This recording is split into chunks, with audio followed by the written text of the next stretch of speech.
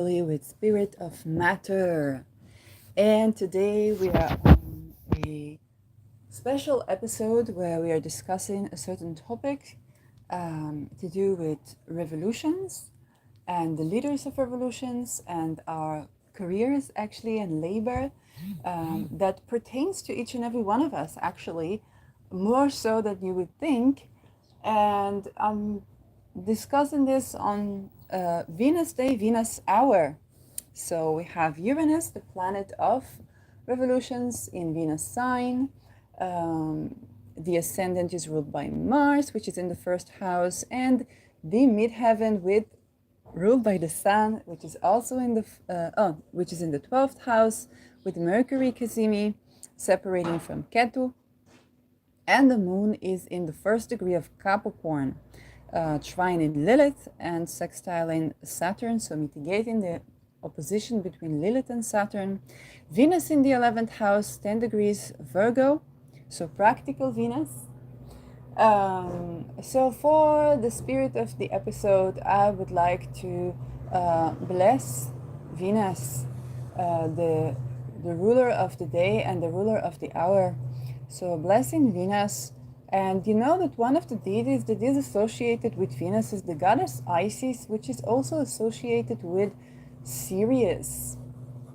And unlike the terror or the army or guerrilla organization, Isis herself is a goddess of love and war. And so I would like to receive the blessing of Isis to reclaiming our egregore and actually connecting with Isis in a way that benefits ourselves and benefits humanity. Okay? So Isis has the wisdom of basically love and war, and thus also peace and war, and the continuum of conflict and negotiation and peace agreements. And so I would like to honor Venus on this day as carrying the wisdom of managing a conflict and reaching a certain resolution that is in favor of humanity. And so I would like to also honor the ruler of the ascendant, which is Mars, and Mars, which is also ruling Rahu and ruling Aries, as the innovator, as the instigator of a passionate action in favor of what is right. Okay, so Mars is the lord of strategy and the lord of acting on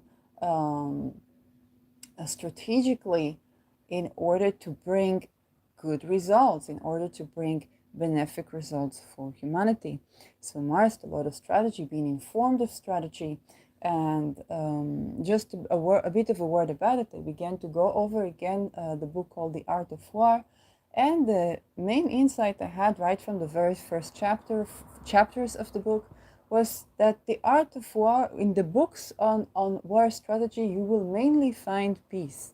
Okay? Because war is expensive, and the most expensive act of war is to besiege a city, or to besiege a town or a place, and it's the most difficult and the least effective, because when it costs a lot of lives, then people begin to find ridicule in the act of war, and they're no longer interested. And in fact, if you look at most wars, and I talked about it when I talked about Hitler and the Arbeit macht frei yesterday, that you'll see there is a certain sort of ridicule in the actual war, in the actual strategy, that puts to ridicule the act of conflict so much so that we can no longer ignore this.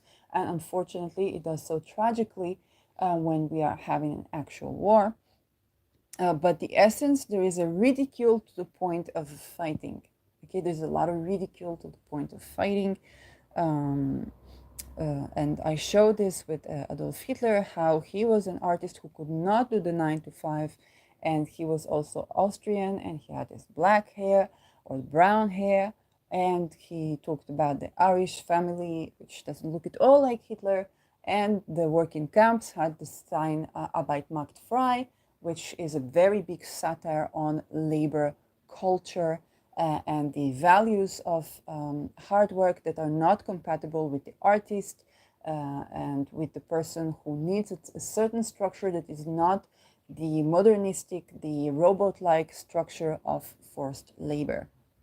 So, even though slavery is not new, but there was a very satirical or cosmic satire going on there that we don't want to ignore if we are to make something new under the sun.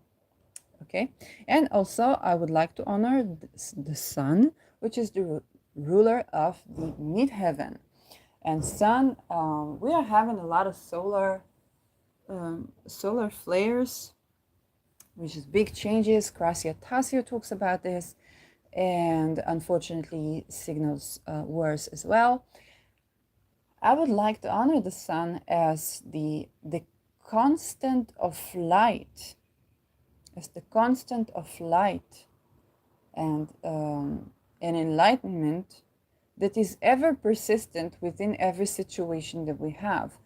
I believe everything is new under the sun, and the sun is the constant of light that supports our waking up to a new day every day. Okay, it's the dissonance of everybody is unique, just you are unique just like anybody else, or every day is new just like every other day. Okay, and so the sun holds this dissonance and bears light. The sun also symbolizes leadership and leaders and reigning and sovereignty. It exalts in Aries, which is the sign of the I am. Okay, so sun, when we have eclipses, we have changes in leadership. And I would like to honor the sun for its role as bearing this light and exalting in the sign of the I am, symbolizing the fact that we are all leaders and we all have direct connection. Just like you open your eyes and you see the sunlight, and you are connected with wisdom, you are connected with anything divine, you are connected with intelligence. You have that connection, and you have the receptivity to absorb light in the way that you see it, and your point of view, which is also the eyes, is unique. So without further ado, let's begin with this episode. And so this episode is basically pertaining to leaders in time of revolution and how you are yourself also a leader in time of revolution, because you are leading your own life, and how labor have been structured in a certain way that your body is resisting to it naturally. Okay, and what to do. So first of all, when we talk about a leader in time of the revolution, if we talk about our 10th house in astrology, it bears significations for what are we to do. For example, if this chart was a leader, this could be a leader who is in exile, or a leader who is in a hospital, or a leader who is in a retreat, and somebody who maybe is leading but in exile, or through the act of leadership they came to exile because the sun is in the 12th house. But not every chart has these significations. What you have in the 10th house can also mean what kind of a boss, what kind of a leader are you to your life. It's not just leading over people, it's also to your life. What kind of a persona are you when you take the lead? And so the planet Uranus, is sitting in the 10th house, for example, can denote that there is something revolutionary, there is something unusual about the way you are taking a lead. It can also mean that you suddenly become in leadership position and suddenly lose it. And when we talk about the circumstances of the 10th, it can be your natal chart, it can be the natal chart of the community, the city, or the country that you are in. So let's say you have let's say you have, like here, Uranus in the 7th, but you are in a country where Taurus is the 10th house.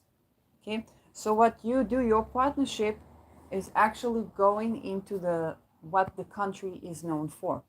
So let's say you are you have a pasta factory in Italy. Okay, and Italy is known for its pasta. So what you do for a living is known for is something that the country is known for. So by this merit, so for you it's nothing special, but for your country it is. So you always have to check it against the country as well. As a native person who has Uranus in the 10th house for my chart, and in the country that I live in, Israel, my Uranus is in Sagittarius. Israel has Jupiter in Sagittarius, and so Israel activates my 10th house more so than some other countries. Okay, and I speak English, and United States has its ascendant in my 10th house, so English has been a main source of income for me, actually, whether it was by teaching English or by the fact that I would be given certain jobs or certain positions because I knew how to speak English. I was not afraid to speak it. But that plays a certain role. Okay, that that just correlates with my chart in a particular way. And so Uranus, it is a planet where things become chaotic. It's a planet that doesn't do logic. It doesn't do the 9 to 5. If you have Uranus in your 10th house, you can be the type of person who cannot do the 9 to 5. But this also comes in another way. Okay, I can tell from my life with Uranus in Sag, ever since I started to work, okay, to make money, I would make revolutions. It was not intentional. I wasn't trying to do this, but it was just so. I needed a job. The only job I had was, let's say, McDonald's. Okay, I was vegetarian. I said, okay, it's no problem. I do for the job, but I cannot eat this food. I need to eat vegetarian food. Okay, so why do you work in McDonald's? I don't have another job. I don't know how to work in some other place. This is my job. You're gonna have to adjust. And now the lunch that you get was not satiating to me, and I just wanted a salad. So that became a revolution because I didn't have something to eat. And mind you, I have Sun and Venus in Taurus. Food matters to me. Or they would want to promote you at a certain stage. They want to promote you. And I said, it's no problem to promote me, but if I am promoted, I should be working less, not more. Okay? And that led to a lot of difficulties. So if I would not like something that my boss does, I would go against it. It doesn't mean they do it to me, but I would go against it because it's just the Jupiterian perspective of like, you got to do what's right. Then I was working for a credit card company in which I made another big revolution that unfortunately is still relevant until today because we were told to lie to customers, to sort of to lie to customers in a way that we told them, I set your credit return to, let's say, 400 shekels, and they would have to not notice it. We have to do it in a way that not notice it so that they will pay the credit, which was insanely high, and I was against it. Not only that, I worked without a credit card. I did not want a credit card because I said I should be able to buy a house in cash, to buy a car in cash. There should be no problem to buy things in cash. There's no use for me to use credit. I'm not supposed to. If I'm going to work, I should be able to buy a house. I should be able to buy land. I should be able to buy a car in cash. Okay, this is why I go to work, right? So that I can afford these things. And you can understand the mixture of this and the corruption of credit card companies poofing out. And eventually I had to flee there. Okay, then I worked for some hotel and they were having a sulfur pools and there were not real sulfur in there. And there were people who coming to treat their wounds, so veterans coming to treat their wounds in a sulfur pool, and it's not really sulfur. So things began to bubble up in every place I went to.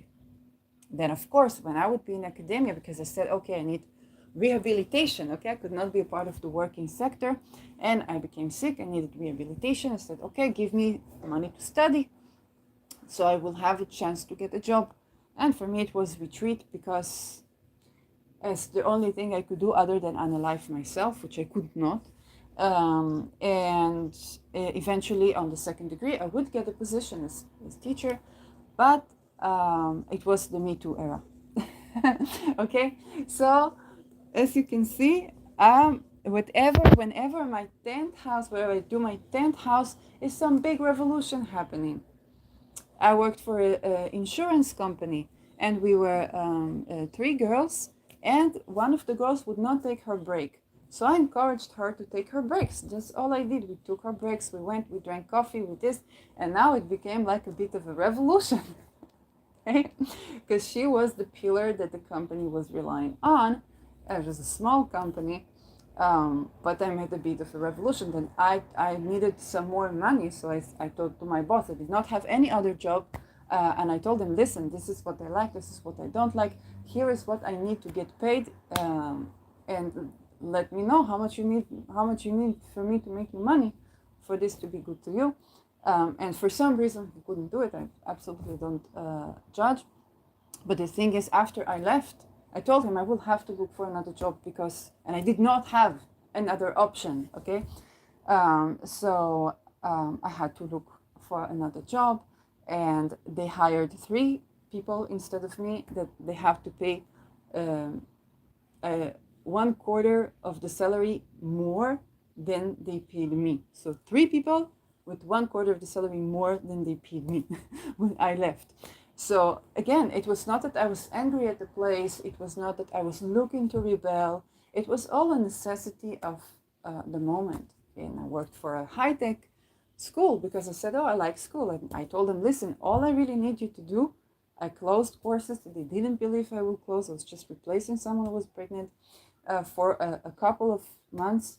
And I said to them, okay, all I really need is for you to tell me how much money do you need me to make you so that I can get a course, like a QA or something, because I like to study. And that there was a deadline, because they were like, they weren't expecting me to want to make progress so fast and actually be active and actually be doing things. So I was actually quite successful, but always needed to do something, to renew something, to innovate in a certain way. My second house is Aries with Mercury there, so I always think about how to make something better, how to solve problems, how to improve upon things, because it bothers me. I run into this. Okay, even worked for a high-tech company that was doing the program for the buses for when you put the tickets, and they had a problem with the password. So we were holding a 1 million shekels or $1 million program in a bit of a discount key with a very simplistic password, and there were a lot of problems with the program, and the drivers ended up paying for it. So I was like, this was bothering me. When maybe we can all check, maybe we can do QA, or we can have certain security stuff, so each and every one of us that understands something in a code can read the code, and when you have fresh eyes on it, we can correct the mistake. Nobody wanted to do that. From there, I already went to hospital. Okay, I was very suicidal. I had to have people donate me money so that I can go to the airport city, because a part of was the buses of the company, and then there was another bus to go into the actual offices of the company, high-tech company, and I begged for people for money, so that I will have money to drive to work. Okay. And I particularly remember a conversation I had with a QA person, and we both agreed that we don't work for the money, because I'm not going to see the money. And I just enjoyed being there with people and trying to solve problems and do something, but I wasn't allowed to make a contribution, and I did not understand why. And after the Me Too, and I had the degree, and I said, okay, I learned some aromatherapy, and this is holistic medicine to address the actual cause of ailment. And I saw in my life that I only reached to be supported by, let's say, the welfare, because things were not, I was not in the correct workplace, and then I became sick. And so I had to dream bigger. And then I became, it's like if I don't do what I'm supposed to do, I become sick. So of course, if I teach that, and if I make contribution to people, so they will be healthier. But this also meant that they would need to do revolution. And so how can I charge somebody for essential oils when they have a revolution to make? And so I felt, stuck in that area too. And I said, well, Uranus is astrology. Then I started doing astrology, but then they became the standardization thingy. And after the Me Too, I cannot be like a student of someone, almost 40. And I need a lot of freedom. It's by this time you expect a lot of freedom. Your body is no longer containing of the restraint that maybe in childhood you used to. You also understand that it's for your health. So I understood that even being an astrologer is not complete remedy to the fact that there is something, I bring rebelliousness to everywhere I go, not by the merit of being a rebel, but I actually try to get along with people and bring innovation, but it's just so, okay? And this is what we call leaders in time of revolution.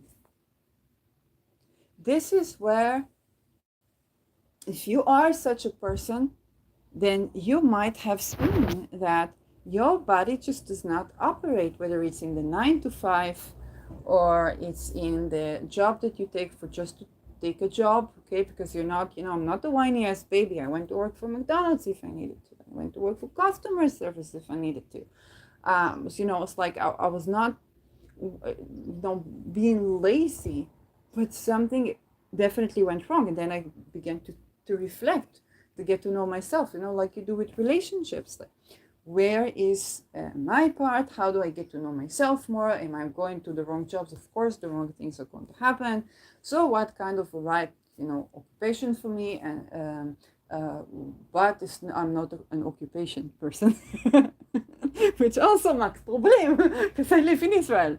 So, so you understand that there is this great sudden streak of freedom that is incompatible with whatever my 10th house is. And this is my chart. This is my chart. It means wherever my 10th house is, I'm unusual, I rebel, and I cannot. My body cannot. My nervous system cannot. Okay? So I'm an agent of change to wherever I go on a career level or a boss level, and probably also parent level. It probably means that me as a parent would do something completely different. And indeed, when I advocate for for children and for women whose children were taken away from them, I do have different things in mind. But this also means that the leader of the revolution is not the leader of the day after the revolution. And this is why you say that when there are times in society where a revolution is needed, okay? During the Me Too, a revolution was needed. Right now, with the WHO thingy, a revolution is needed because you see Israel, Palestine, Ukraine, Russia, and in the end of the month, you're also going to see India. And I don't remember who said that that the eclipse is visible around India. I don't know if it was Catherine Urban. She talked about the United States. You also see Texas. But somebody, I don't remember who said it was going to be visible on. It's a Twitter person from Twitter who is teaching Vedic astrology. So if you go to my Twitter, I shared his post. And that means that we're going to have a flare-up, a sort of a flare. If you don't already have, we're going to have a flare-up in India. We're going to have a flare-up in Australia with the elections. And we're going to see a lot of these. And we had flies problem in Northern Europe, I think France, and also, if I'm not mistaken, Netherlands. Then you see that the whole world is having all this havoc. But this is a chaos that is very orchestrated to occur with the elections that we already have, which is the eclipses, and underneath there is that new world order. There's the social credit score, there is the passing of the mandate to the WHO, that's supposed to occur here in October, where they're going to manage our countries and supposedly tell us it's good for our health. Okay, so occupation is not good for health, oppression is not good for health, enslavement is not good for health, both if you are the enslaving person or if you are the slave. I told you I live in Israel, and Israel, we had Gaza. And so as I was turning to my own health problems, there was a journey of going through my health problems, and then there was COVID, and we had to stay house. I was like, oh, this is probably how people in Gaza feel.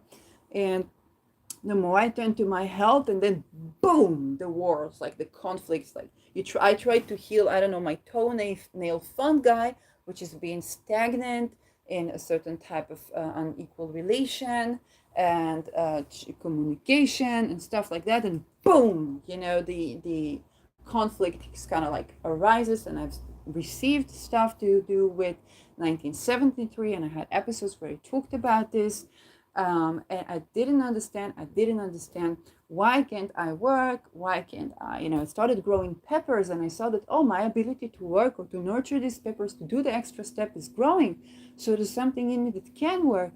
And then it's like, boom, the Gaza story. So of course, if we are, let's say, Israelis, then people in Gaza are being I'm saying people, I'm not talking about guerrilla wars, I'm not talking about their oppressors from within, I'm talking about we the people. Then when there are people that maybe my taxes would go to oppression, then I would have sickness. Okay, I would have toenail fungi, I would have problem, I would have medical problems. So even if you are in a situation where you're a colonialist, let's say like in Britain, what was the situation, then let's say you're a colonialist, okay, then you will also have health problems. And you see something very interesting if you look at Germany and Israel. Germany, the people are actually, a lot of people are health freaks. They have the Zonen studio.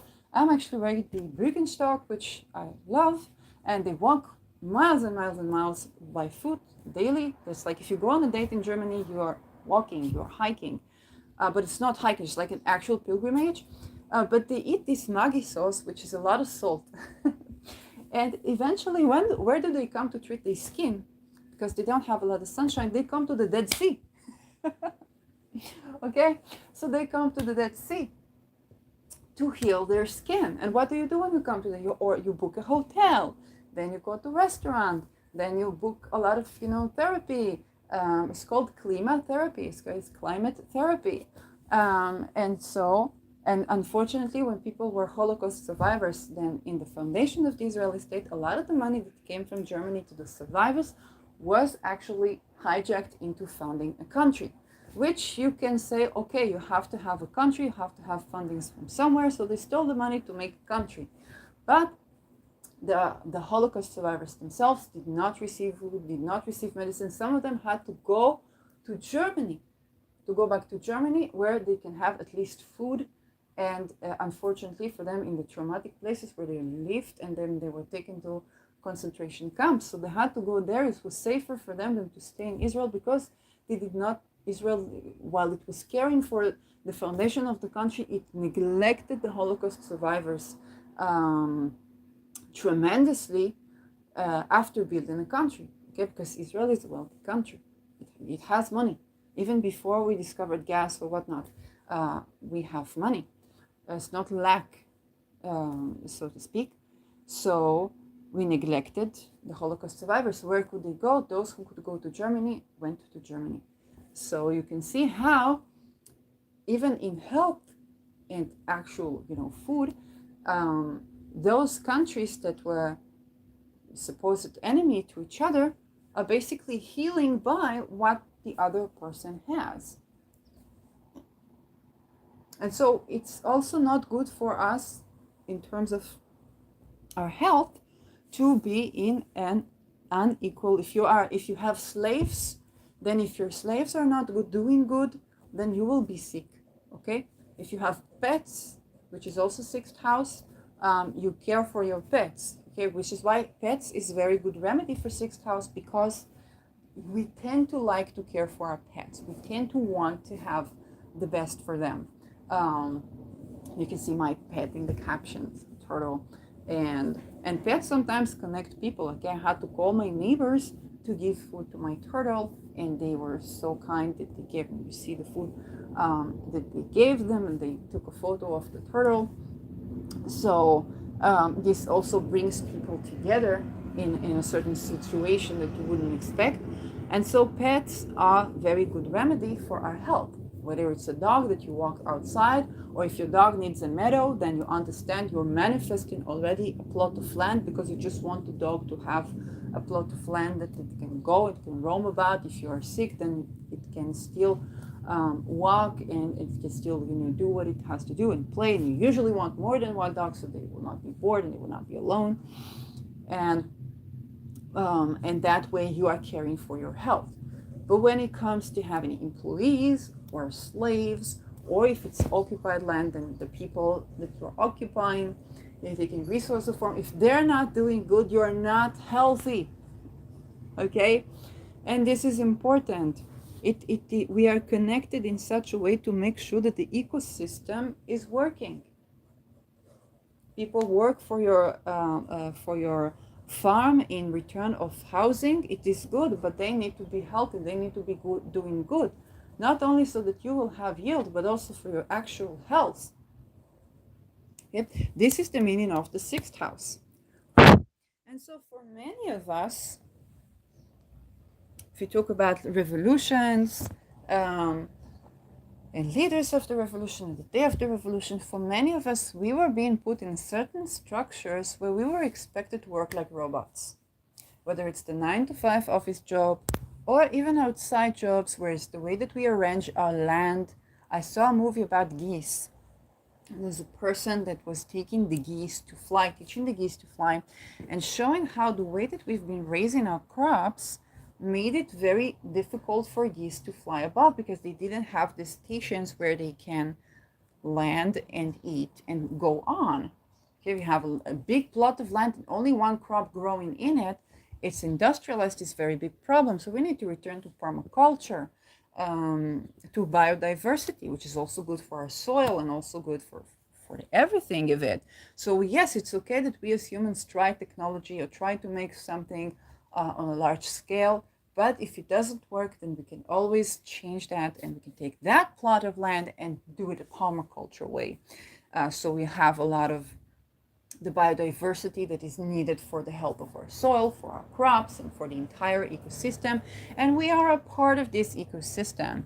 If you look at Chernobyl, which I also talked about, it became a blooming place for nature that is untouched and unlike what we expected. The only mutants that we've seen there is pretty much animals that were procreating asexually, becoming more biodiverse by procreating by having sex, and so their immune system becomes resilient. Okay, so healthy sex, willing consent is good for the immune system.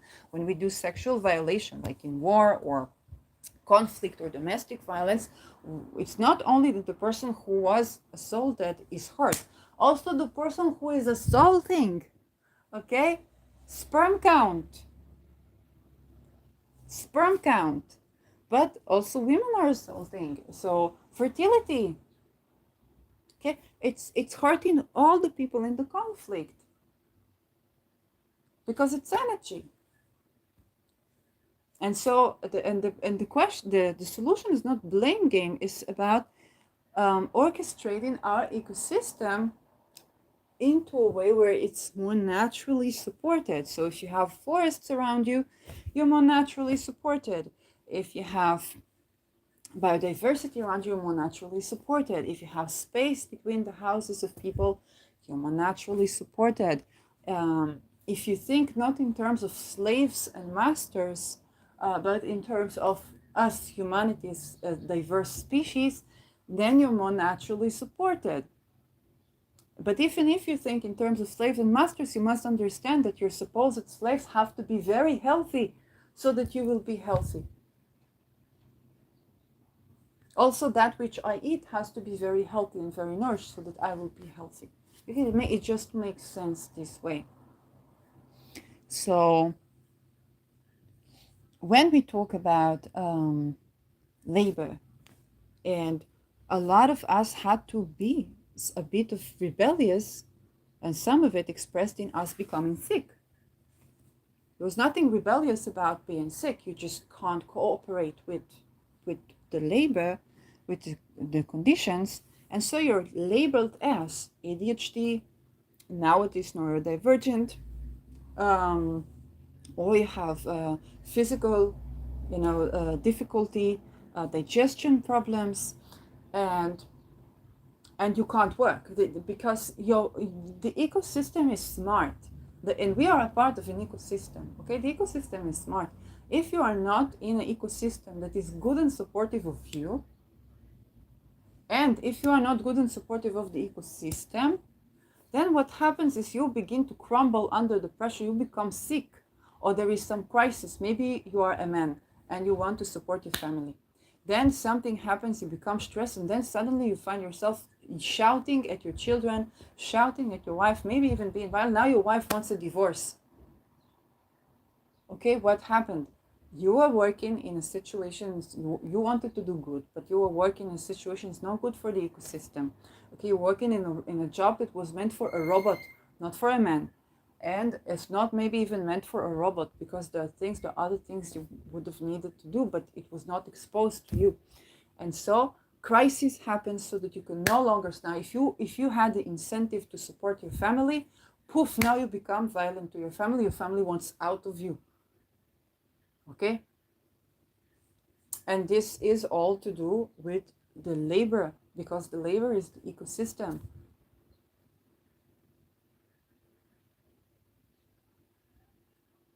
Could be also if you're a woman, you wanted what is good for your child. Let's say you're only woman, and you were working, you were working and working, and you escaped, let's say, domestic violence. Then you got violence from your boss. It's like, what the fuck is going on? Because this way of making income is not good for ecosystem. And it's that important for us to be bringing life with ease, growing life with ease, and ending life in respectful and dignified ways, that the crises happen. And we are seeing them as regional conflicts, but there's something common with the regional conflicts, whether it's perceptions of slaves and masters, whether it's differentiating bloodlines. Okay, think about Arabs and Jews. They are Semitic. It's even the same, like similar genetics, similar bloodlines. It's nothing different. And they are fighting over nothing. Okay, maybe they need to spread around. Now there was even Ireland was suggesting to take Palestinian people into its place. Now, if you think about this, a lot of Arabs are actually mixed with Europeans. So there is a conflict that makes these people spread around the earth, but not in every place, because if the place, and you will notice, if the place is in such work ethics where you have to work like a robot to make a living, then you, whether it's Palestinian or Jewish or Indian or Chinese or Taiwanese, then you will only prosper in a place that introduces you to another type of existence. That will save your life. Every other place you will run, and you will not see it as what it is. You will see it as, oh, they are racist, oh, they're painting, Star of David. Well, Star of David is balance, it's above, so below. It's beyond Judaism, okay? They're painting swastikas. The swastika it's an ancient Indian symbol of health, wealth, peace, and love. But we see it as all kinds of stuff bubbling underneath the surface. And you say, oh, the world is racist, or the world is like this, or the world is like that. Where essentially it's the space between contraction and expansion. Okay? Rest and work. And rest and work in a place where you enjoy the yield. when I started growing peppers, and I talked about it in several instances, when I started growing peppers, I began to want to do the extra step. I was tired when I saw my pepper, it needed water, and I was like, oh, let's give pepper some, let's just do the extra step. It allowed me to do the extra step, and I don't even know what's with this crop. It was just, I was doing the extra step. Eventually I got to eat peppers. And that felt great. So you'll see the right crops for you also come in a line. Now I'm growing garlic. So garlic gives me this growth, this rejuvenation, this breakthrough. Garlic has this breakthrough. Pepper for me has this, the extra step. It's like I'm able to work. I'm able to just, as long as I see yield, as I see it yielding. And right before the war, I felt there's something, a trunk was cut off from pepper, which was good because I needed to regrow it. But I felt bad. I felt like, they don't let you grow here. They don't let you grow here. The 1 or 2 days afterwards, there was the 7 October war. It's like, they don't want to let you grow here. And this anger, this rage is like, hey, I want to grow. So this is the structure. It's also about our ability to tend to the people. When we are working hard, then if we see a post of a person missing, we're like, what can I do about it? But if you're plain, then you're like, oh, well, let's make a tour that traces the place that we are told that this person has been through. Let's make a group that makes a tour. It'll take all of us, either with the family tour and so on, see the nature and see the place and so on, and make this searching for this missing person like traveling. Let's stop the country. Somebody goes missing, let's stop the country. Okay? So the market knows it has to cooperate. There's no economy without people. If we allow for people to go missing here, missing there, what can we do? Okay? And I saw posts of people missing way before the war broke. We had the people kidnapped. So I saw posts of people missing, and I set intention, but I didn't know, what can I do? What can I do? There are always creative solutions when we don't work ourselves that hard. Okay, we stop, we pay attention to more things.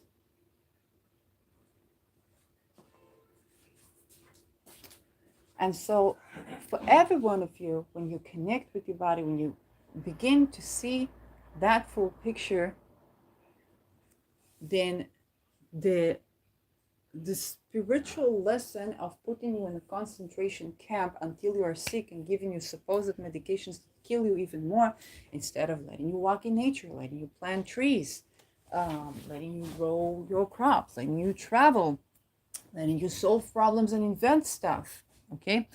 Letting you help the ecosystem, letting you help geese fly, stuff like that, then when you begin to connect with your body, it becomes less and less reasonable to think that such a place is good for you, that the cameras are there are going to protect you, and also because you understand that Arbeit in itself macht nicht frei, that we can take care of if we want longevity, we take care of the elderly. If we want children, we take care of the children.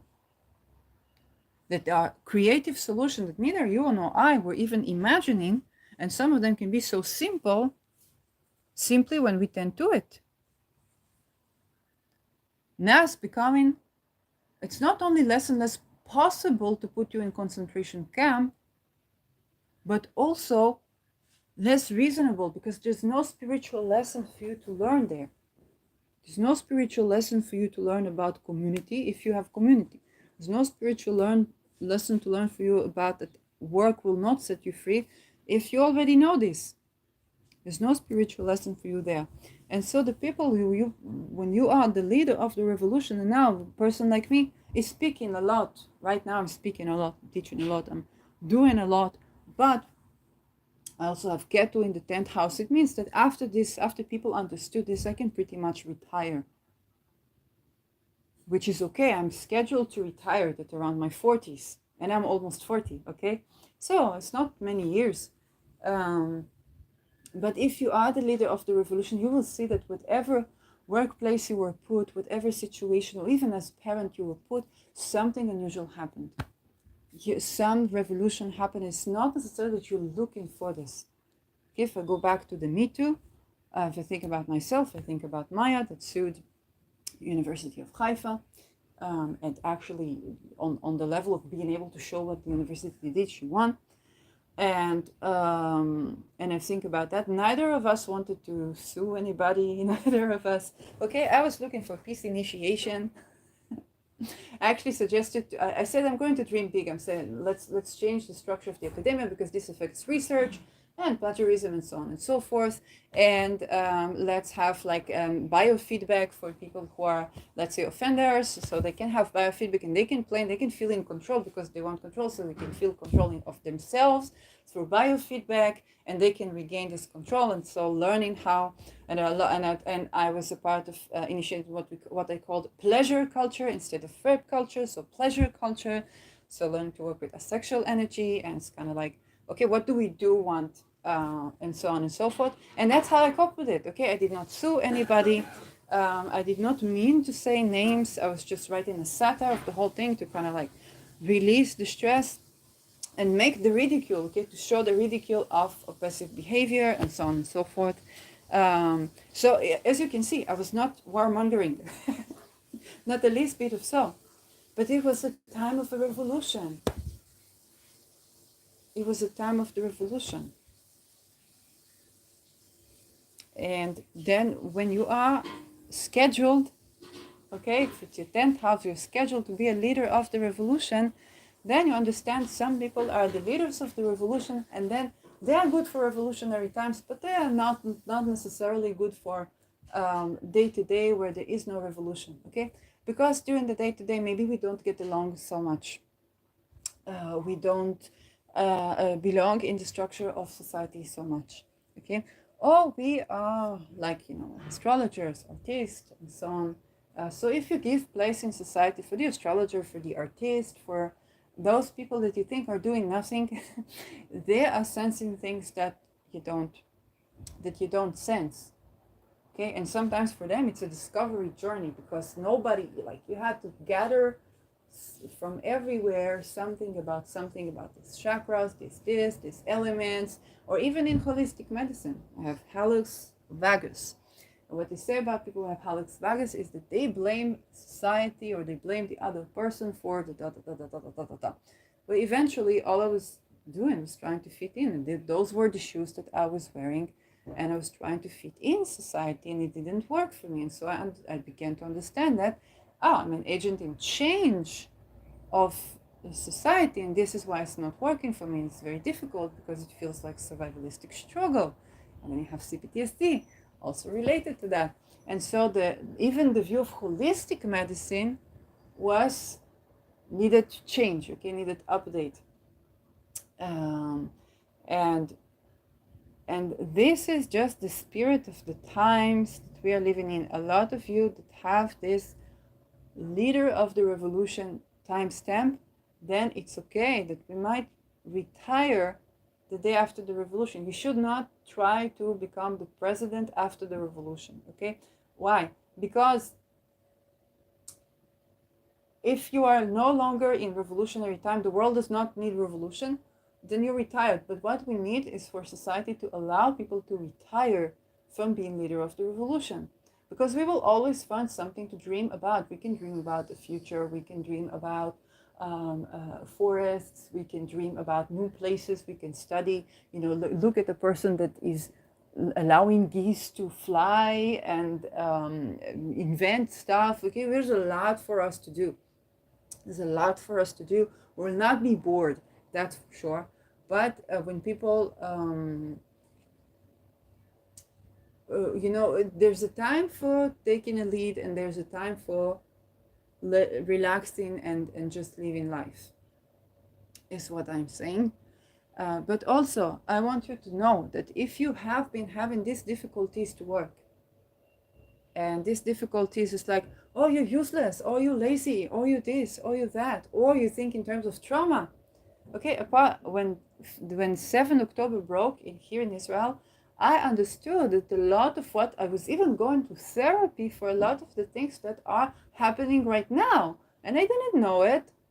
And I received stuff, but it seemed even unreasonable when for people to even try to communicate this.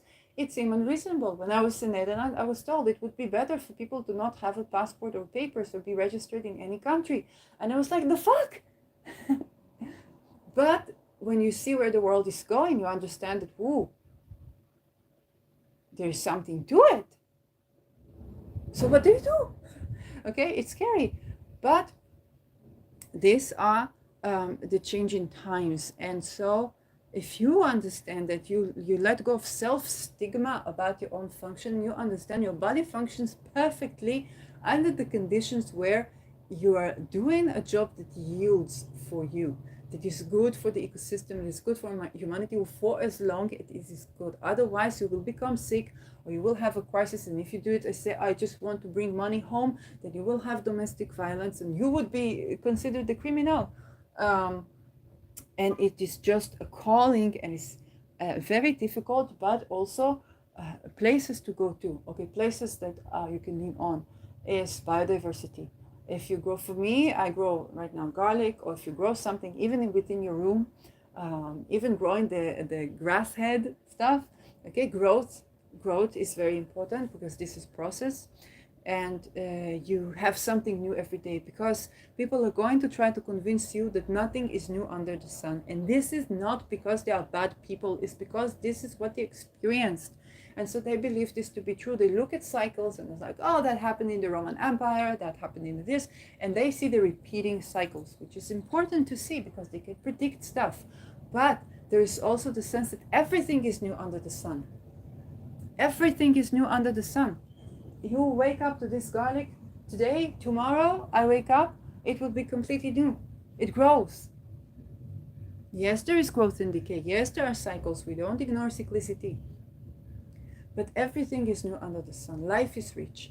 Biodiversity. Every day you learn something new. Okay, when I looked at Chernobyl now, I learned many new things. You can learn something new. Every day is fresh. Every day. Okay, I come to show you, to have a picture for the caption. I see that my neighbor fed my turtle, and I see my turtle eating, and I'm happy.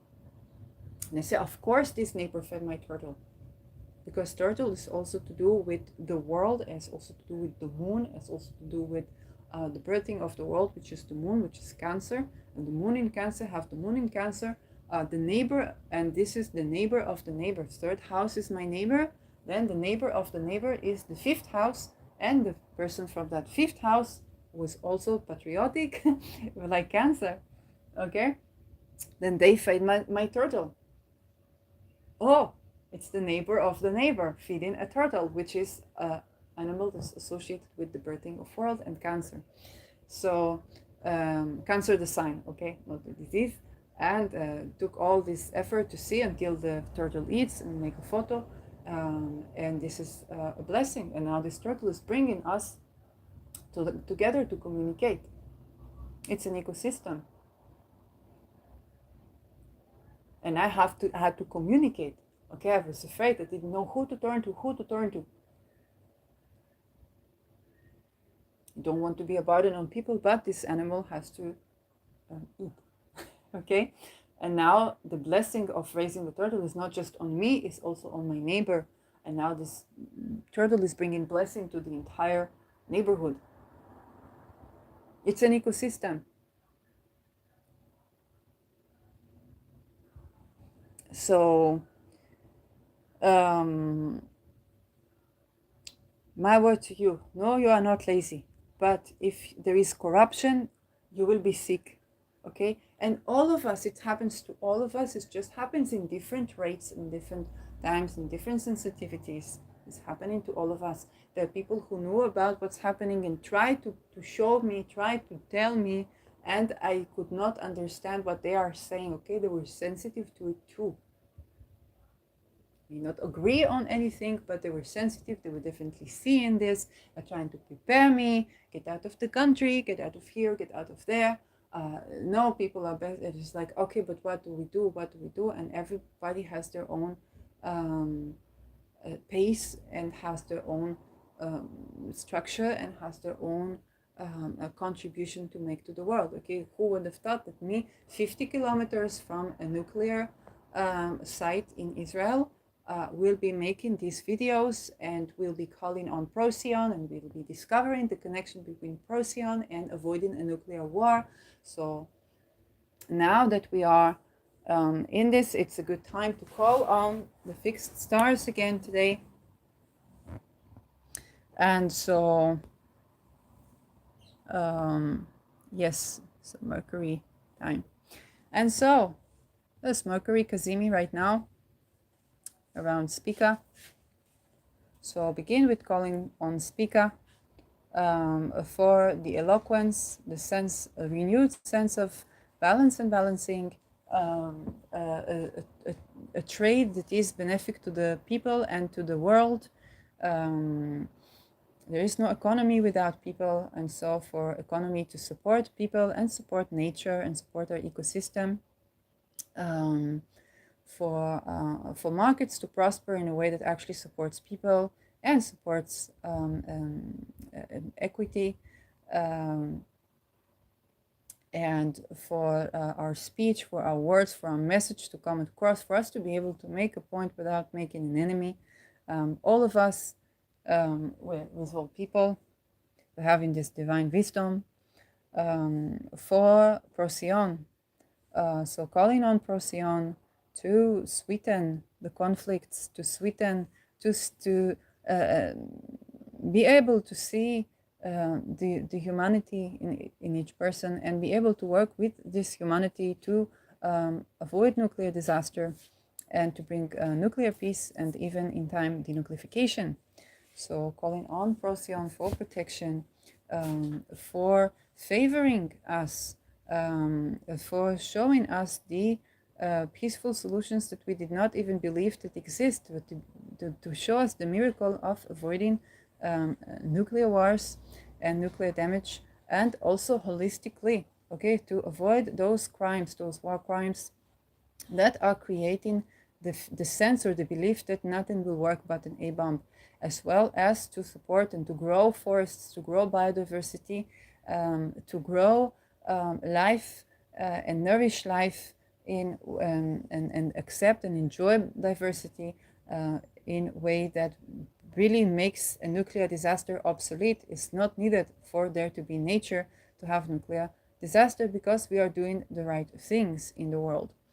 For Andromeda, so calling on Andromeda for that is right now ruling Aries in Aries, for reconciling the what seem to be irreconcilable.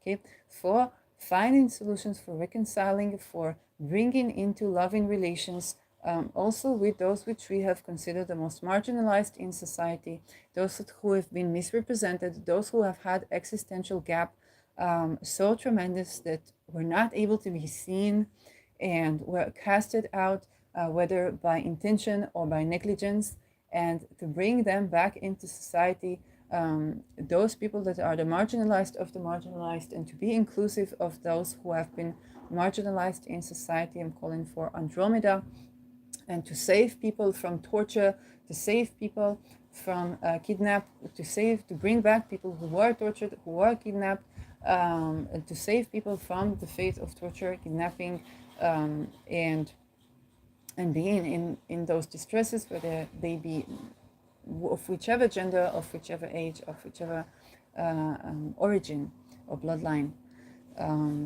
And of calling, of course, for Algol to shield from any unethical use of psychic energy, to shield and to protect our voices, and to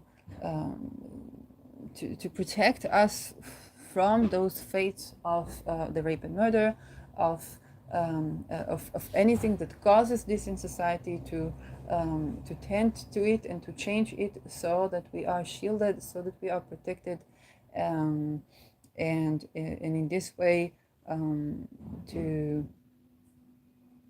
guard the voice and the voices in the land, and anyone from both the effects of such violations in spirit and in matter, psychically and or physically. So those are the beings I call on today, and I really, I will end this episode right now. So I'm very grateful for anybody who joined in to listen and to understand, and to, to take away from this. No, you are not lazy. Your body is a part of ecosystem. It will function when it is doing the right things at the right time with the right people for the right reasons and getting the good yield out of it, because your body is just function to do so. This is what governs your cycles of health and sickness, of disease and ease. And if you are at this time a leader of the revolution, then it is okay for you to retire after the revolution. Okay, there are good leaders for revolutions, and then we can retire. And there are many good things for us to do, and we build the society that is going to allow for us to safely retire.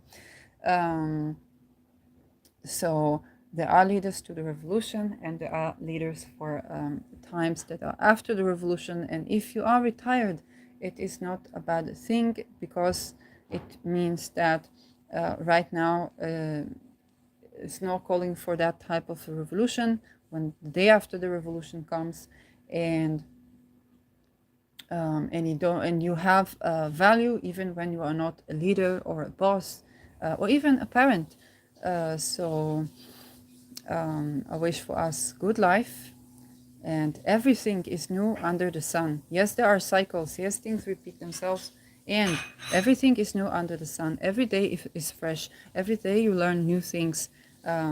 So I wish for you to have this rejuvenation, to have this both rest and joy and play and creative solutions.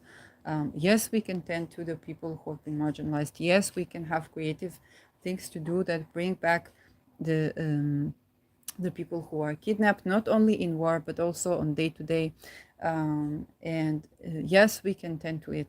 So in our communities, and so may peace be unto you. Assalamu alaikum.